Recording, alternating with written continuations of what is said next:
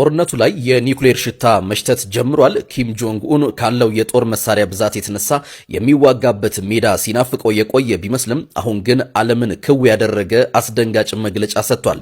አንድም የሰሜን ኮሪያ ዜጋ ቢነካ ጦርነቱን በይፋ ቀላቀላለሁ ሲል ቀይ መስመሩን አስምሯል። የውጊያ ጥማቱንም ሊያረካ የቋመጠ ይመስላል። በኢራን ምድር ባሉ ዜጎቼ ላይ ጉዳት ከደረሰ ያለምንም ቅድመ ሁኔታ ወደ ጦርነት እገባለሁ ያለው ኪም የኒውክሌር አዝራሩ ላይ እጁን አሳርፏል። የፒዮንግያንግ ቁጣ ለኢራን የጀርባ አጥንት ሲሆን ለአሜሪካና አጋሮቿ ግን የሌሊት ቅዠት ሆኖባቸዋል። ነገር ግን ኪም በቁም ነገሩ ነው ወይስ እንደተለመደው ለፉከራ? የኪም ጦርነቱን መቀላቀል ምን ሊያስከትል ይችላል? ኢራን አሁንም እየተኮሰች ወደ ቱርክ ደርሳለች። ከኢራን ተተኩሶ ወደ ቱርክ አየር ክልል ሲምዘገዘግ የነበረው ባለስቲክ ሚሳኤል በምስራቃዊ ሜዲትራኒያን በሚገኘው የኔቶ የአየር መከላከያ ተመቶ እንደወደቀ ስካይ ኒውስ ዘግቧል። የቱርክ መከላከያ ሚኒስቴር ግዛቴንና ዜጎቼን ለመጠበቅ ሙሉ አቅሙ አለኝ፣ ለማንኛውም ጥቃት ምላሽ የመስጠት መብታችን የተጠበቀ ነው ሲል ለቴህራን ጠንካራ ማስጠንቀቂያ ሰጥቷል። ኔቶ በይፋ ጣልቃ መግባቱ ግጭቱን ወደ ዓለም አቀፍ ደረጃ አሸጋግሮታል። ይህ ጦርነት ስያሜ ያልሰጠውም እንጂ ሶስተኛው የዓለም ጦርነት ማለት እንችል ይሆን? ቱርክስ ምን አይነት እርምጃ የምትወስድ ይመስላችኋል? ኢራን ሌሊቱን በሲአይኤ ላይ ከባድ የተባለ ጥቃት ፈጽማለች። ኢራን በሳውዲ አረቢያ የሚገኝ የአሜሪካ የሲአይኤ መስሪያ ቤት ላይ በድሮን ጥቃት መፈጸሟን ሮይተርስ ዘግቧል። ኢራን እንግዲህ በሳውዲ የሚገኙ የአሜሪካ ኤምባሲን ጨምሮ በርካታ የአሜሪካ ንብረቶች እያወደመች ትገኛለችም። በተጨማሪም በተባበሩት አረብ ኤሚሬት ፉጃይራ ወደብ ላይ ጥቃት መሰንዘሯም ተሰምቷል። እናም ኢራን ሌሊቱን በሳውዲ የሚገኘው የሲአይኤ ስለላ መስሪያ ቤትን ከመታች በኋላም በቀጠናው ያለው አለመረጋጋት አይሎም ይገኛል። በሌላ በኩል እስራኤል በሊባኖስ ከተሞች ቤሩትና ሲዶናን በቦምብ እየደበደበች ሲሆን ወታደሮች ደቡባዊ የሀገሪቱ ክፍሎች ተጨማሪ ቦታዎችን እንዲይዙም ፈቃድ ሰጥቷል። የሚያስጨበጭብ ስራን የሰሩት አሜሪካና እስራኤል ላይ ብቻ ሳይሆን ሁሉም ሰው ላይ የተጫወቱባቸው ኢራኖች እንግዲህ እንደሚታወቀው ጦርነቱ ከተጀመረ በዚህ 3 እና 4 ቀን ውስጥ እንግዲህ አያቶላ አሊ ካሚኒ ዋና መሪያቸውን ጨምሮ ቁጥራቸው ከ50 በላይ የሚደርሱ ትልልቅ የሚባሉ ባለስልጣናትን ነው ሲያጡ የነበረው። እንዲሁም በተጨማሪ ደግሞ አያቶላ ከሞቱ በኋላ የተሾሙትን እንዲሁም የጦር አዛዦችና ሌሎች መሪዎችንም እንግዲህ ከሞቱ ወይም ደግሞ ከጦርነቱ በኋላ የሾሟቸው በሙሉ ኤሊሚኔት እየተደረጉ ጥቃት እየተሰነዘረባቸው ህይወታቸው እየጠፋ እንደሆነ የሚታወቅ ነገር ነው። ነገር ግን የአያቶላ አሊ ካሚኒ ልጅ ሞተዋል ተብሎ ተዘግቦ ነበር። እኔን ጨምሮ በርካታ ሶሻል ሚዲያዎች ሲሰሩት ነበር። እንዲሁም በተጨማሪ ደግሞ የእስራኤል እንዲሁም የኢራን ሚዲያዎች ሳይቀር እንግዲህ ይህንን ነገር ዘግበውት ነበር። ይህን ያደረጉበት ዋነኛው ምክንያት እንግዲህ ታርጌት እንዳይደረጉ እንዲሁም ደግሞ መሞታቸው ከታመነ በኋላ በእነሱ ላይ ፎከስ እንዳይደረግ ይህን እንዳደረጉ ጭምር ነው እየተነገረ የሚገኘው። እንደሚታወቀው በትላንትናው ዕለትም አያቶላ ለመምረጥ 88 የሚደርሱ አባላት እንዲሁም ደግሞ ትልልቅ ሽማግሌዎችና አስፈላጊ የኢራን ይህንን ለመምረጥ አስፈላጊ የሆኑ ሰዎች ተሰብስበው እንደነበረ የሚታወቅ ነው። ይህንን ስብሰባ ለመበተንም እንግዲህ ጥቃት አድርሳለች። እንዲሁም በዚህ ጥቃት ላይ እንግዲህ ምን ያክል ሰዎች እንደሞቱ እርግጠኛ አይደለንም። ነገር ግን ጨርሰናቸዋል የሚሉ ዜናዎችንም ሲያሰራጩ ነበር። ነገር ግን ይህ ነገር አልሆነም። በተቃራኒው እንግዲህ በተለየ ቦታ ላይ እንዲሁም ደግሞ ያልሞተውን የአያቶላ አሊ ካሚኒ ልጅ የሆነውን ሙጅተባ አሊ ካሚኒን መምረጣቸው ነው እየተነገረ የሚገኘው። በዚህ ሰዓት እንግዲህ ሱፐር ሊደር ሆኖ በኢራን ላይ እንደሚመራ ነው እየተነገረ የሚገኘው። ከዚህ በኋላም ኢራኖች እንግዲህ የሚተኳቸውን እያንዳንዱ ሰዎች ይፋ ያደርጉም ወይም ደግሞ ከመረጡ በኋላ ነው ይፋ የሚያደርጉት ማለት ነው። በእያንዳንዱ የጦር አዛዥ እንዲሁም ደግሞ በእያንዳንዱ ባለስልጣናታቸው 3 ተተኪ እንዳዘጋጁ ጭምር መረጃዎች እየተዘዋወሩ ይገኛሉ። ኢራኖችን በዚህ ሰዓት እጅግ የሚያስጨበጭብ ስራ እንደሰሩ ነው። በዚህ ሰዓት ስለ ዱባይ በረራ አዲስ መረጃ ተሰምቷል። የኤሚሬትስ አየር መንገድ በዱባይ የሚያደርጋቸውን በረራዎች በሙሉ ማራዘሙን አስታውቋል። በመካከለኛው ምስራቅ እየታየ ባለው ጦርነት ስጋትና የአየር ክልል መዘጋት ምክንያት የኤሚሬትስ አየር መንገድ ወደ ዱባይና ከዱባይ የሚደረጉ በረራዎች በሙሉ በፈረንጆቹ እስከ ማርች 7 ወይንም በእኛ እስከ የካቲት 28 ቀን ድረስ እንደታገዱ እንደሚቆዩ አስታውቋል። አየር መንገዱ አክሎም ከሚመለከታቸው አካላት ጋር በቅርበት እየሰራ ያለ ሲሆን ሁኔታዎች አስተማማኝ ሲሆኑ በረራዎችን ወዲያውኑ እንደሚያስጀምር ገልጿል። የአሜሪካ እስራኤልና ኢራን ጦርነት ከመሳሪያ ጦርነት ተሻግሮ የሳይበር ጦርነት መጀመራቸውን እየወጡ ያሉ መረጃዎች ያሳያሉ። የሮይተርስ ዘገባ እንደሚያሳየው በአሜሪካ የሚገኙ ባንኮች የሳይበር ጥቃት ሙከራዎች እየተደረጉ በመሆኑ በከፍተኛ ተጠንቀቅ ላይ እንደሚገኙ ተነግሯል። ታዲያም እንግዲህ ለዚህም እንደ ማስረጃ የተጠቀሰው በትናንትናው ዕለት በዩናይትድ አረብ ኤምሬት በባንኮች ላይ የሳይበር ጥቃት ምልክቶች ታይተዋል። በተጨማሪም ፌስቡክና ቲክቶክ በትናንትናው ዕለት ለተወሰነ ሰዓታት ችግር ገጥሟቸው ነበረ። እናም ድርጅቶቹ የቴክኒክ ችግር ነው ቢሉም አንዳንድ መረጃዎች ግን የሳይበር ጥቃት ሊሆን ይችላል በማለት እየተናገሩ ይገኛሉ። ብቻ ነገሮች እጅግ እየተወሳሰቡናም እንኳን ሊቀዘቅዝ አዳዲስ ሀገራት እየተቀላቀሉበት ጦርነቱ እየተባባሰ ይገኛል። ዛሬ ይሄንን ዜና የማቀርብላችሁ በታላቅ ደስታ ውስጥ ሆኜ ነው። ላለፉት 10 ዓመታት ባልጋ ላይ ሆና የሰው እጅ ስትጠብቅ የነበረችው ሕፃን ብሌን አሸናፊ ዛሬ አዲስ የህይወት ብርሃን ፈንጥቆላታል። ክብርት ከንቲባ አዳነች አቤቤ ብሌንን ቤት ድረስ ሄደው ጠይቀዋታል። አባቷ አሸናፊ በጽዳት ሰራተኝነት እየሰራ ያለ እናት እርዳታ ብሌንንና መላው ቤተሰቡን የሚንከባከብ እውነተኛ ጀግና ሆኖ ተገኝቷል። ይሄን ጠንካራ አባትና የታመመችውን ልጁን ለመርዳት መንግስት ጥልቅ ውሳኔ አስተላልፏል። ለብሌን ሕክምና የሚያስፈልገውን 4 ሚሊዮን ብርና ለቤተሰቡ አዲስ መኖሪያ ቤት ተበርክቶላቸዋል።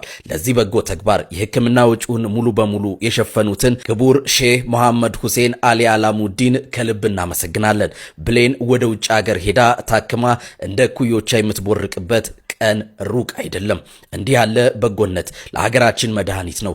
የብሌን ፈገግታ እንዲመለስ ሁላችንም በጸሎት እናስባት። ለከንቲባ አዳነችና ለሼህ አላሙዲን በጎነት ምን አይነት ቃል ተጠቅማችሁ ታመሰግናላችሁ? ጦርነት የናፈቀው እንዲሁም ደግሞ የኛውን ጦርነት ለመቀላቀል ጥሩ አጋጣሚዎች እንዲሁም ደግሞ ምክንያቶችን ማግኘት ያልቻለው ብቸኛው መሪ ኪም ጆንግ ኡን ነው። ኪም ጆንግ ኡን እንግዲህ እጅግ በጣም ጦርነት ከሚፈልጉ እንዲሁም ደግሞ ጦርነት ለመግጠም አቅም አላቸው ተብለው ከሚታሰቡ ሀገሮች መካከል አንዱ እንደሆነ ይታወቃል። ይህ ጦርነት ከተጀመረ ጀምሮ እንግዲህ ለአራተኛ ጊዜ መግለጫዎችን እያወጣ ነው የሚገኘው። ከዚህ ቀደምም በመጀመሪያ በኢራን ላይ የተሰነዘረውን ጦርነት አውግዞ ነበረ። እንዲሁም ደግሞ በሁለተኛ ደረጃ ላይ ኢራን ወይም ደግሞ ቴሄራን ከሰሜን ኮሪያ ምንም አይነት እርዳታ የምትፈልግ ከሆነ ሙሉ ለሙሉ እናግዛታለን ጥቃት እስከመሰንዘር ብለው ሁለተኛ መግለጫ ወጥቶ ነበረ። ሶስተኛው መግለጫ ደግሞ ሙሉ ለሙሉ አውሮፓን ድምጥማጧን የሚያጠፋ መሳሪያ አለ እንዲሁም ደግሞ ለመርዳት ዝግጁ ነን የሚሉ መግለጫዎችን አውጥቷል። ዛሬ ደግሞ ምንም አይነት የሰሜን ኮሪያ ዜጎች በየትኛውም አካባቢ ላይ ጉዳት የሚደርስባቸው ከሆነ በቀጥታ ጦርነቱን ቀላቀላሉ የሚሉ መግለጫዎችን ያወጣው። ነገር ግን የሰሜን ኮሪያ ዜጎች የመጎዳት እድላቸው ዝቅተኛ ነው። ምክንያቱም ወይ ሀገራቸው ውስጥ ነው የሚገኙት ወይም ደግሞ በሌላ ሀገር ሄደው ዜግነታቸውን ቀይረዋል። ስለዚህ እያወጣቸው ያሉት መግለጫዎች እንግዲህ በዚህ ሰዓት በርካቶችን ነው እያነጋገረ የሚገኝ። ጦርነቱ አፍሪካም ሊደርስ ነው። እንደሚታወቀው እንግዲህ አያቶላ አሊ ካሚኒ ከሞቱ በኋላ በናይጄሪያ እንዲሁም ደግሞ በተለያዩ የሺያ እስልምና በሚከተሉ የአፍሪካ ሀገሮች ላይ እንግዲህ ከፍተኛ የሆነ ተቃውሞ ሲነሳ እንደነበር የሚታወስ ነገር ነው። ከዛም መካከል አንዷ የሆነችው ናይጄሪያ ነች። ከ3 ቀን በፊት ማለትም ከማርች 1 ጀምሮ እስከዛሬ ድረስ እንግዲህ ከባድ የሆነ ተቃውሞ በናይጄሪያ ከተማ በሆነችው በአቡጃ እየተካሄደ ነው የሚገኘው። ይህንን ተከትሎም እንግዲህ የአሜሪካ ኤምባሲ በዚህ ሰዓት ማስጠንቀቂያ እንዲሁም ደግሞ ለዜጎቹ የጥንቃቄ መልእክት እያስተላለፈ ይገኛል። በናይጄሪያ ውስጥ የሚገኙ የአሜሪካ ዜግነት ያላቸው ዜጎችም እንግዲህ በቤታቸው ውስጥ እንዲቀመጡና የተለያዩ ጥንቃቄዎችን እንዲያደርጉ ጭምር እያስጠነቀቀ ነው የሚገኘው። ይህ ተቃውሞ እንዲሁም ደግሞ ይህ ሰላማዊ ሰልፍ ከተባባሰና ልክ እንደ ሌሎች ሀገሮች በአሜሪካ ኤምባሲ እንዲሁም በተለያዩ የአሜሪካ ንብረቶች ላይ ጉዳት የሚያደርሱ ከሆነ ምናልባትም እንግዲህ እንደ ሌሎች ሀገሮች አሜሪካ በናይጄሪያውያን ዜጎች ላይ ጥቃት መውሰድ ልትጀምር ትችላለች የሚል ስጋትም ጭምር እየፈጠረ ነው የሚገኘው። ምክንያቱም ደግሞ በሌሎች ሀገሮች ላይ ጥቃት ስትሰነዝር እየተመለከትን ነበረ። ማለትም እንደ ፓኪስታንና ሌሎች ሀገሮች ላይ እንግዲህ በአሜሪካ ኤምባሲ እንዲሁም በሌሎች በአሜሪካ ንብረቶች ላይ ጉዳት ሲያደርሱ የነበሩ ዜጎች ላይ እንግዲህ የአሜሪካ ወታደሮች ጥቃት ሲወስዱ እንደነበረ 180 ሰዎችን ጭኖ ይሄድ የነበረው የኢራን ግዙፍ መርከብ እንግዲህ በዚህ ሰዓት በአሜሪካ ተመቶም መርከቡ ሙሉ ለሙሉ መስጠሙ ነው እየተነገረ የሚገኘው። 180 ሰዎችን ጭኖ የነበረው ይህ መርከብም እንግዲህ በአሜሪካ ሰርጓጅ መርከብ ጥቃት እንደደረሰበት ነው እየተነገረ የሚገኘው። ከነዚህ ሰዎች መካከልም ሙሉ ለሙሉ ማለት ነው 101 የሚደርሱ ሰዎች የት እንደደረሱ እንኳን አልታወቀም። ነገር ግን ቀሪዎቹ አስክሬናቸው እንግዲህ በባህር ዳርቻው ላይ ሲንሳፈፍ እንዲሁም በተጨማሪ ደግሞ በባህሩ ላይ እንግዲህ ራሳቸውን ለማዳን ሲሞክሩ ህይወታቸው ሲያልፍም እንግዲህ በቀጥታ የስሪላንካ መንግስት እንደተመለከተና ለነሱ እንግዲህ የነፍስ አድን ስራ እየሰራ እንደሆነ ነው እየተነገረ የሚገኘው። የስሪላንካ ባለስልጣናት እንዳወጡት መረጃ ከሆነም እንግዲህ 32 የሚደርሱ ሰዎችን በህይወት ለማትረፍ ተችሏል። እንዲሁም ደግሞ ቀሪዎቹን ሰዎች ፍለጋ እየተደረገ መሆኑን ነው በዚህ ሰዓት እየተነገረ የሚገኘው። የአሜሪካ የሰርጓጅ መርከብ እንግዲህ በዚህ መርከብ ላይ ጥቃት አድርሶበታል የሚል እምነት እንዳላቸውም ተናግረዋል። ይህንን ተከትሎም እንግዲህ የአሜሪካ የመከላከያ ሚኒስቴር እንዳወጣው መግለጫ ከሆነም እንግዲህ ይህንን መርከብ መተው እንዳሰጠሙት ጭምር መረጃዎችን እያጋሩ እንዲሁም ደግሞ መግለጫዎችን እያወጡ ነው የሚገኘው። ይህ ነገርም እየተባባሰ ነው። በየጊዜው የሚሰነዘሩ አዳዲስ ጥቃቶችም እጅግ በጣም አስደንጋጭነታቸው እየጨመረ ነው የሚገኘው። በአሁኑ ሰዓትም እንግዲህ ህይወታቸው የጠፉ እንዲሁም ደግሞ በመርከብ ውስጥ የሰመጡ ሰዎች እስካሁን ድረስ ሙሉ ለሙሉ ወጥተው አልተገኙም። ነገር ግን አሁንም ፍለጋ እየተደረገባቸው እንደሆነ ጭምር የተነገረ የሚገኘው። አሁንም ለሟቾች ጦርነቱ ላይ የኒውክሌር ሽታ መሽተት ጀምሯል። ኪም ጆንግ ኡን ካለው የጦር መሳሪያ ብዛት የተነሳ የሚዋጋበት ሜዳ ሲናፍቀው የቆየ ቢመስልም አሁን ግን ዓለምን ክው ያደረገ አስደንጋጭ መግለጫ ሰጥቷል።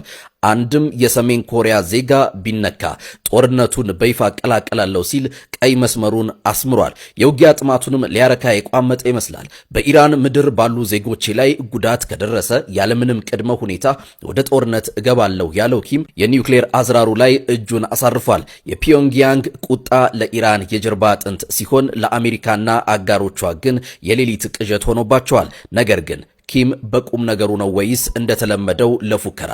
የኪም ጦርነቱን መቀላቀል ምን ሊያስከትል ይችላል? ይህ የሚያስገርም ነው። ዓለም በጦርነት በምትታመስበት በዚህ ቅጽበት የተባበሩት አረብ ኤሚሬትስ ለሰው ልጅ ያላትን ክብር በተግባር አሳይታለች። በመቶዎች የሚቆጠሩ ሚሳኤሎች ሲተኮሱ እነሱ ግን ፍቅርን መረጡ።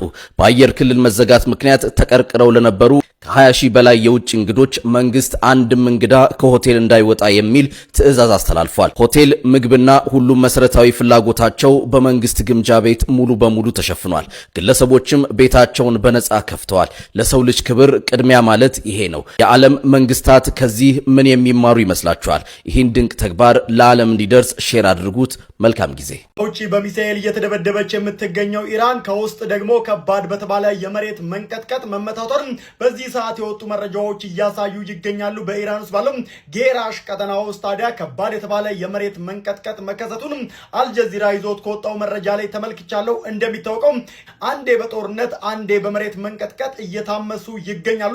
እጅግ በጣም አሳዛኝ በሆነ ሁኔታም ታዲያ በርካታ ሲቪሊያንም በዚህ ጦርነትም እየሞቱ ይገኛሉ። አሁን ደግሞ የመሬት መንቀጥቀጡ ችግር እየፈጠረ እንዳለ መረጃዎች አሳይተዋል።